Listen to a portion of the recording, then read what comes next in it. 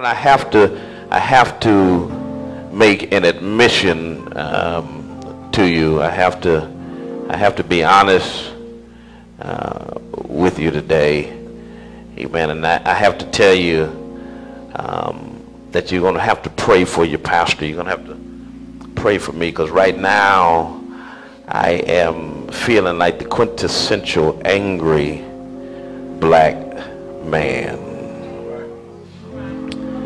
Amen, amen, amen. I got to tell you, amen. I'm going to preach my message today, but something about that verdict on yesterday that kind of got me stirred up. For the second time in 7 months, the American justice system has demonstrated that it sees color very vividly and in high definition. I sat there as the news of Jordan Davis's murderer not being convicted flooded the airways, and I sat reflective and saddened by the loss of yet another black life at the hands of an arrogant, sanctimonious racist. Sat there angry at a justice system that refused to convict a white man for murdering a black boy because of stereotypes that depict black males as being a threat to anyone in society. And this is not an isolated experience. This is not isolated to just Trayvon Martin and Jordan Davis. This happens all the time. Many times it does not hit the media.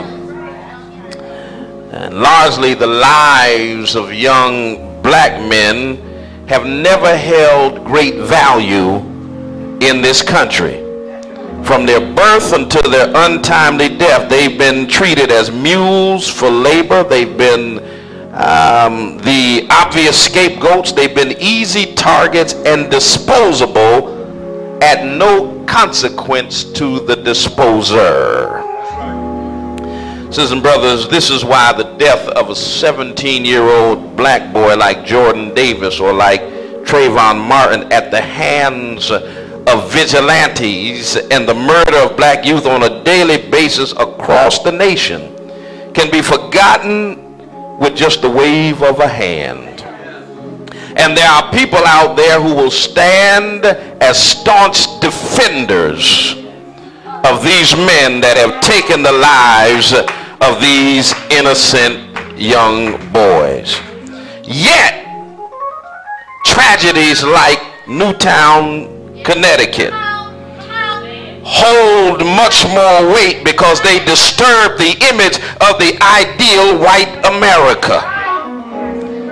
You see, every time you murder a quote-unquote threatening black male, it's no big deal when you murder them in the so-called jungles, the ghettos, and the barrios of our nation. But there's something disturbing when you see a picture of white children being murdered senselessly.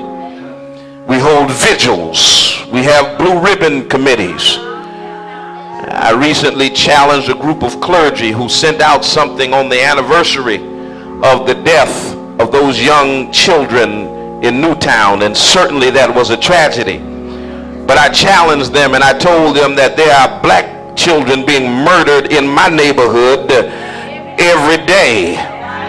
And yet you have never decided to do a vigil, have a fundraiser, or come out here to the hood and commemorate the anniversary of the death of any black and brown children.